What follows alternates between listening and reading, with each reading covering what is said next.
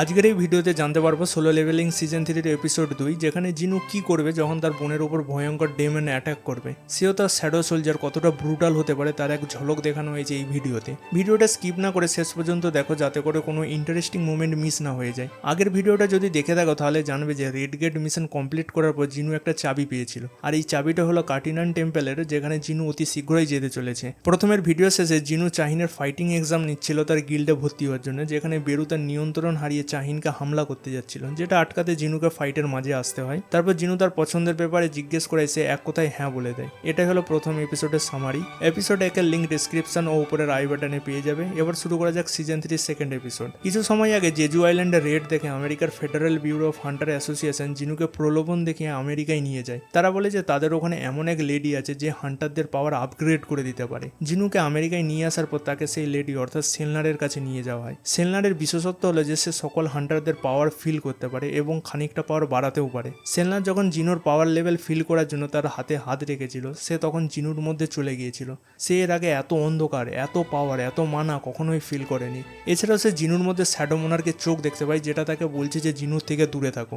এই অন্ধকার দেখে সেলনার একেবারে ভয় পেয়ে যায়। পরের সিনে ফেডারেল ব্যুরো অফ হান্টার অ্যাসোসিয়েশনকে দেখানো হয়, যেখানে সেলনারকে ডাকা হয়েছে তার কাছ থেকে জিনুর ব্যাপারে জানবার জন্য। তখন ফেডারেল ব্যুরোর একজন বলে যে সেলনারের মতে জিনুকে কিংসদের মধ্যে একজন। তখন ব্যুরোর চেয়ারম্যান অবাক হয়ে যায় যে এটা ভেবে জিনুও ন্যাশনাল লেভেল হান্টারদের চেয়েও বেশি পাওয়ার ক্যারি করে। তখন সেলনার জানায় যে সকল হান্টারদের পাওয়ার অ্যাওকেন হয়েছে তারা অন্য সাইড থেকে পাওয়ার পেয়ে থাকে, আর তাদের মধ্যে যে সকল হান্টাররা আরও হাই লেভেলের পাওয়ার পেয়ে থাকে অন্য সাইড থেকে তাদেরকে তারা কিং বলে। কিন্তু জিনুর ক্ষেত্রে সে অন্য সাইড থেকে কোনোরূপ পাওয়ার পায়নি। তার ভিতরের অন্ধকার দেখেই সেলনারের গোলা শুকিয়ে গিয়েছিল। সে চেয়ারম্যানকে আরও জানায় যে তার মধ্যে কোনো অন্ধকার নেই, সে নিজেই অন্ধকার। সে তার পাওয়ার অন্য কোনো সাইড থেকে পায়নি, সে নিজেই একটা পাওয়ার হাউস। তার পাওয়ারের কোনো লিমিট নেই। এই কথা শুনে চেয়ারম্যানও অবাক হয়ে যায়, কারণ হান্টারদের পাওয়ার একটা পয়েন্ট পর্যন্ত ইনক্রিজ করা যায় বা অ্যাওকেন হওয়া পাওয়ারের একটা লিমিট থাকে। সেলনারকে পাঠিয়ে তারা দুজন বিল্ডিংয়ের গ্রাউন্ড ফ্লোরের দিকে যায় আর ভাবতে থাকে সেলনারের পাওয়ার বাড়ানোর কৌশল লাগিয়ে তারা জিনুকে নিজেদের দলে তো টানতে পারলো না। তাই চেয়ারম্যান বলে জিনুকে এবার অন্য কিছুর প্রলোভন দেখাতে হবে। চেয়ারম্যান আরও বলে যে আমেরিকায় যখন প্রথমবার এস র্যাঙ্কের গেট ওপেন হয় তখন সারা দেশ থেকে হান্টারদের ডাকা হয়, কিন্তু ওই রেড থেকে মাত্র 5টা হান্টারই বেঁচে ফিরেছিল, আর তাদেরকে আমেরিকা সরকার ন্যাশনাল লেভেল হান্টারের সম্মান দেয়। সে আরও জানায় যে ওই এস র্যাঙ্কের গেট থেকে প্রথমবার কেমিস্ট ড্রাগন বেরিয়েছিল। এর আরেক নাম হলো এমন এক আগুন যে কখনোই নিবে না। এই ড্রাগনটি একাই আমেরিকার 100-রও বেশি টপ হান্টারকে মেরে ফেলেছিল। বেসমেন্টে এসে চেয়ারম্যান অপরজনকে একটা পাথর দেখায় যেটা কামিস্ট ড্রাগনের বডি থেকে পাওয়া গিয়েছিল, আর তখন থেকে এই রুন স্টোন এখানেই রয়েছে, কারণ এই রুন স্টোন ব্যবহার করতে পারে এমন কোনো শক্তিশালী হান্টারকে আজ পর্যন্ত পাওয়া যায়নি। পাশাপাশি এই স্টোনও তার মালিকের অপেক্ষায় রয়েছে, আর সেই স্টোনের পাশে ক্যামিজের স্কেলেটনও পড়ে রয়েছে। তারা তার বডিটা রেখেছে কারণ তাদের মনে হয় ক্যামিস্ট ড্রাগন আবারও ফিরে আসবে ও তাদের জন্য ভালো কিছু করে। অপরদিকে জিনুকে আয়নার সামনে দেখানো হয়েছে যে নিজেকে দেখে ভাবছে যে সে এখন লম্বা আর দেখতে একটু সুন্দর হয়ে গেছে। তার মনে পড়লো চাহিনো তাকে ভালো লাগে বলেছে। সে তাই তার বোন জিনোকে জিজ্ঞাসা করে যে তাকে তার কেমন লাগে। তখন জিনো বলে তুমি আগের মতোই বোকা রয়েছ। এই নিয়ে দুই ভাই বোনের মধ্যে খুনসুটি চালু হয়ে যায়। এরপর জিনু তার 16 প্লেয়ার গিল্ড নামটা কেমন হয়েছে জিজ্ঞেস করায় সকলের মতো সেও ভ্যাবাচেকা হয়ে যায়। জিনা বলে এই নামটা একেবারে বেকার। জিনু জিজ্ঞেস করে যে তোর মতে গিল্ডের কি নাম হওয়া দরকার। তখন জিনা সাজেস্ট করে আজিন গিল্ড নামটা ভালো হবে। আজিনের মানে হলো এগিয়ে যাওয়া, আর আজিন শব্দটা শুনতে অনেকটা জিনা উচ্চারণের বিপরীত লাগে, তাই জিনুকেও এই নামটা পছন্দ হয়ে যায়। এর পরের সিনে চাহিনকে দেখানো হয়েছে সে এটা ভেবে লজ্জায় লাল হয়ে যাচ্ছে যে সে ডাইরেক্টলি জিনুকে ভালো লাগে বলে দিয়েছে। সে এখন জিনুকে নিজের মুখ দেখাবে কি করে সেটা নিয়েই চিন্তিত। তার মনে হলো এইভাবে পছন্দের কথাটা বলাই জিনু তাকে কি ভাববে, হয়তো মাথা খারাপ হয়ে গিয়েছে ভাবতে পারে। তখন তার মনে পড়লো মিন হিউং যখন তাকে জেজু আইল্যান্ডে হিল করেছিল তখন তার সোল তাকে জানিয়েছিল যে জিনুকে বলে দিতে যেন সে তার পাওয়ারকে কাবু করে রাখে। তারপর থেকে সবসময় তার এটাই মনে হয় যেন মিন হিউং তাকে সবসময় বলছে যে তুমি জিনুকে সতর্ক করো। এরপর নাইট গিল্ডের সিন তুলে ধরাইছে যেখানে হান্টাররা নিজেদের মধ্যে আলোচনা করছে যে গতকালই নাইট গিল্ডের এলাকায় নতুন একটা গেট ওপেন হয়েছে। হান্টার অ্যাসোসিয়েশনের মতে এটা একটা টপ এ র্যাঙ্কের গেট।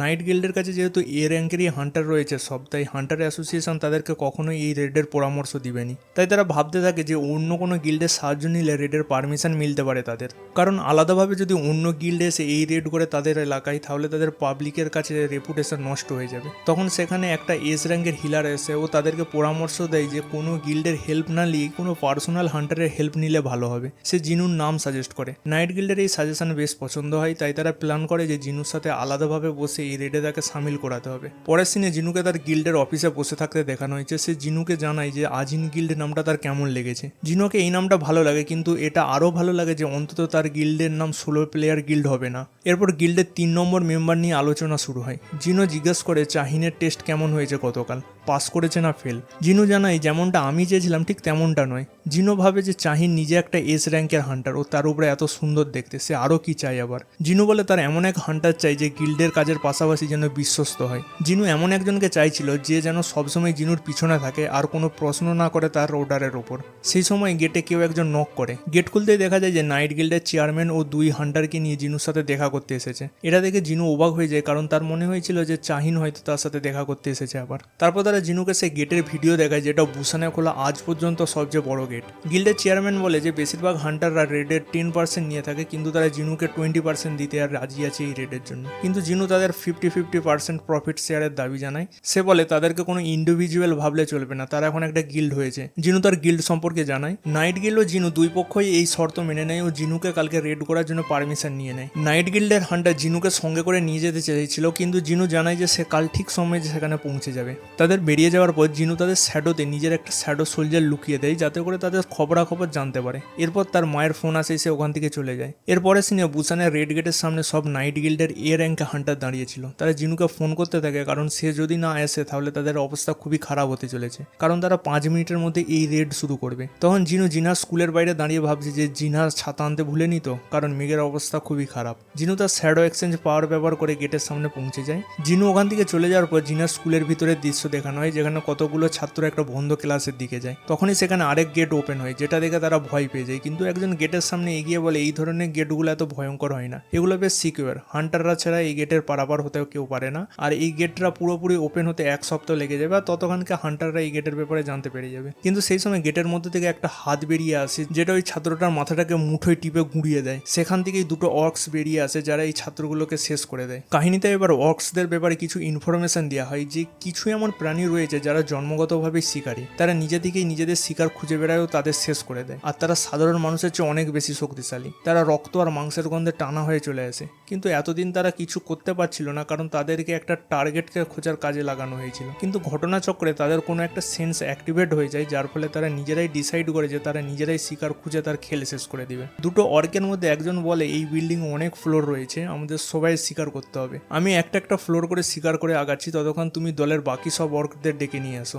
এরপর প্রথম অর্কটা স্কুলের স্টুডেন্টদের মারতে শুরু করে দেয়। অপরদিকে বুসানের গেটের সামনে সিন দেখানো হয়, যেখানে জিনু অলরেডি পৌঁছে গিয়েছে। সে দেখে যে নাইট গিল্ডের কাছে 12টা এ র্যাঙ্কের হান্টার ও 20টা বি র্যাঙ্কের হান্টার রয়েছে। এছাড়াও ব্যাগ ক্যারি করা ও মানা ক্রিস্টাল কালেক্ট করারও টিম রয়েছে। নাইট গিল্ডের টিম বেশ বড় ছিল। সেখানে হান্টাররা জিনুকে দেখতে পেয়ে খুবই উত্তেজিত হয়ে যায় ও জিনুকে প্রশ্ন করতে থাকে আজকের রেডটা কি জিনুই লিড করবে। কিন্তু নাইট গিল্ডের হান্টার পার্ক জোনসু জানায় যে এই রেডটা সে লিড করবে, যেটা শুনে বাকি হান্টাররা একটু হতাশ হয়ে যায়। এরপর রেড শুরু হয় ও সব হান্টাররা গেটের মধ্যে প্রবেশ করে। অপরদিকে দেখানো হয় যে হান্টার অ্যাসোসিয়েশনে একটা ফোন আসে। একটা কাঁদতে থাকা স্কুলের ছাত্রী অ্যাসোসিয়েশনে ফোন করে বলে যে তাদের স্কুলে একটা গেট ওপেন হয়েছে, যেখান থেকে সবুজ রঙের দানব বেরিয়ে এসে তাদের বন্ধুদেরকে মেরে ফেলছে। অ্যাসোসিয়েশনের মেম্বাররা বুঝতে পেরে যায় যে সেখানে অর্কসরা আছে, যারা মানুষের রক্ত মাংসের গন্ধ পেয়েছে। সে তাকে ওখান থেকে পালিয়ে যেতে বলে, কিন্তু অর্কসরা ততক্ষণে তাকে খুঁজে ফেলেছে ও তাকেও মেরে দেয় সেখানে। স্কুলের মধ্যে এখন অনেক অর্কস চলে এসেছে, কিন্তু তারা একটু চিন্তায় রয়েছে, কারণ বেশিরভাগ স্টুডেন্টরাই গেট দিয়ে বেরিয়ে চলে যাচ্ছে। কিন্তু স্কুলে এখনো অনেক স্টুডেন্ট রয়েছে, তাই তারা এক্সিট গেটটা বন্ধ করে দেয় প্রথমে। তারপর তারা স্টুডেন্টদেরকে খুঁজতে লাগলো। একটা রুমের মধ্যে বেশ কিছু স্টুডেন্টরা জড়ো হয়ে রয়েছে, কিন্তু একটা অর্ক সেই গেট ভেঙে ভিতরে ঢুকে যায়। ওটা দেখে একটা ছাত্র পালাতে যাচ্ছিল, কিন্তু চোখের পলকেই সেই অর্কসটা তাকে টুকরো করে দেয়। অন্য একটা অর্ক জানায় যে ওই রুমে এমন একজন রয়েছে যার ভিতরে মানা রয়েছে, তাই তাকেই আগে শেষ করো। তখন দেখানো হয় যে ওই ছাত্রদের মাঝে জিনাও রয়েছে। জিনা ভয় পেয়ে মনে মনে জিনুকে ডাকতে থাকে। জিনার একটা ফ্রেন্ড অর্কদের আটকাতে যায়, কারণ সে একটা ই র্যাঙ্কের হান্টার ছিল যার পাওয়ার সবে মাত্র অ্যাওয়াকেন হয়েছে, কিন্তু জিনা তাকে আটকে দেয়। অর্কদের লিডার জিজ্ঞেস করে এটাই কি সেই মেয়েটা যার মধ্যে মানা রয়েছে। অন্য অর্কটা জানায় যে তার চেয়েও বেশি মানা পাশের মেয়েটার মধ্যে রয়েছে, অর্থাৎ জিনার মধ্যে। অর্কটা চেঁচিয়ে জানায় যে সে এবার মরবেই, আর তার উপরে হামলা করতে উদ্যত হয়। তখন জিনার ভিতর থেকে রেড অর্ক বের হয়, যেটা জিনু তার শ্যাডোর মধ্যে লুকিয়ে রেখেছিল। রেড অর্কটা তার হাত ধরে নেয় ও তাকে বিল্ডিং থেকে ছুঁড়ে ফেলে দেয়। তারপর জিনার শ্যাডো থেকে আরো 2টা রেড অর্ক বের হয়। অন্যদিকে সকল হান্টাররা ডানজনে ঢুকে গিয়েছে। তাদের উপর সেখানে দুমুগওয়ালা একটা রাক্ষস হামলা করে দেয়, যাকে নাইট গিল্ডের সকল হান্টাররা আটকাতে ফাইট শুরু করে দেয়। সেই রাক্ষসটাকে হারিয়ে দিয়ে পার্ক জংসু একটু চিন্তিত হয়ে যায়, কারণ এত বড় দানবটা যেখানে প্রহরীর কাজে নিযুক্ত ছিল শুধু, তার মানে ডানজনের বসের কাছে পৌঁছতে গেলে রাস্তায় এখনো অনেক শক্তিশালী সিপাহীর দেখা মিলবে। ওটা ভাবতে ভাবতে সত্যিই সেখানে তাদের পুরো একটা আর্মি আসতে থাকে। এটা দেখে সকল হান্টাররাই ভয় পেয়ে যায়, কিন্তু তারা একটা জিনিস লক্ষ্য করলো যে পুরো আর্মিটাই নিজে থেকে পিছিয়ে যাচ্ছে। পার্ক জানালো তারা হয়তো কিছু এমন একটা দেখেছে যেটা দেখে তারা ভয়ে পিছোচ্ছে। সে তারপর জিনুর দিকে তাকালো, কিন্তু জিনুকে দেখে মনে হলো সে খুবই হতাশ। সে ভেবেছিল হয়তো সেখানে শক্তিশালী কোনো ডেমন রয়েছে। সেই সময় হঠাৎ জিনু কিছু একটা ফিল করলো আর সে ওখান থেকে যেতে প্রস্তুতি নিল, এটা বলে সকলকে যে তার একটা আর্জেন্ট কাজ চলে এসেছে। পার্ক জোনসু বলে যে এইভাবে চলে গেলে এই ডানজনের সকল হান্টাররা মারা পড়বেই। তখন জিনু জানায় যে তার বদলে সে এমন একজনকে রেখে যাবে যে আমার মতনই পাওয়ারফুল, সে তোমাদের প্রোটেক্ট করবে। এ বলে সে বেরুকে সামন করে।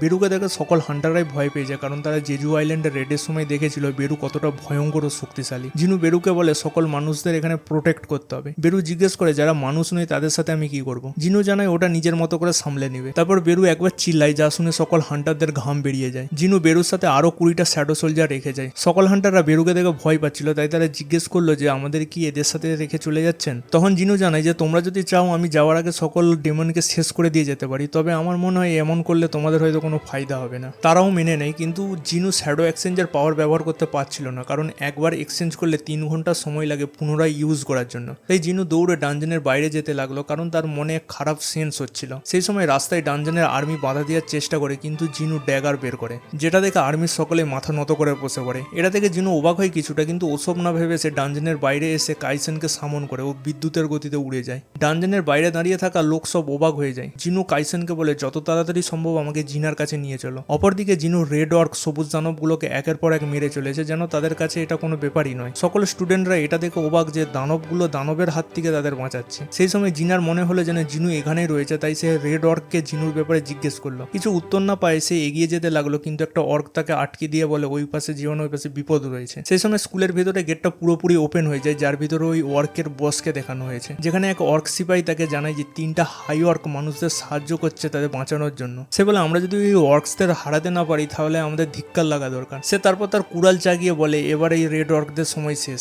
অন্যদিকে বুসানের ডানজনের মধ্যে অ্যান্ড সোলজারদের চিল্লানোর আওয়াজ শুনে তাদের ভয় লাগতে লাগে যে তারা আবার হান্টারদের ওপর অ্যাটাক না করে দেয়। তখন পার্ক সকল হান্টারদের নিয়ে ফেরত যেতে যাচ্ছিল, কিন্তু এক হান্টার জানায় যে যদি আমরা এভাবে ফেরত যাই তাহলে বাইরে থাকা রিপোর্টাররা আমাদের খিল্লি উড়াবে। তখন পার্ক বলে হ্যাঁ ঠিকই বলেছ, আমরা এইভাবে একটা রেড ছেড়ে যেতে পারবো না কিছু সামন করা তুচ্ছ শ্যাডোদের ভয়ে। তাই যাই হোক করে নিজের মনকে সামলিয়ে সে ঘুরে দাঁড়ায় ডানজনের দিকে, কিন্তু ঘোরা মাত্রই তার কনফিডেন্স পায়ের তলা দিয়ে বেরিয়ে যায়, কারণ বেরু তার মুখের সামনে দাঁড়িয়েছিল। পার্ক নিজেকে যাই হোক করে সামলিয়ে বেরুকে তাদের রেডে সাহায্য করতে বলে। সেই সময় এক বিস্ট তাদের উপর অ্যাটাক করে দেয়, কিন্তু চোখের পলকেই বেরু তাকে শেষ করে দেয়। ওটা দেখে পার্ক ভয়ে সামলাতে না পেরে মাটিতে পড়ে যায়। এসব দেখে এরপর বেরু নিজেই এই রেড লিড করার দায়িত্ব নেয় ও সকল সোলজারদের নিয়ে এগিয়ে যায়। তখন বাকি হান্টাররা পার্ককে জিজ্ঞেস করে যে আমরা কি বেরুকে রেড লিড করতে দেবো। সেই সময় তার পাশে থাকা এ র্যাঙ্কের বিস্টের কাটা মাথা দেখতে পাই, যেটা বেরু 1 সেকেন্ডে শেষ করে দিয়েছিল। পার্ক বুঝতে পেরে গিয়েছিল বেরু কতটা শক্তিশালী, তাই সে সবাইকে বলল তোমরা কি এখনো বাইরে যেতে চাও, কিন্তু ততক্ষণে সকল হান্টাররা তাকে ছেড়ে বেরুর পিছনে নিয়েছে।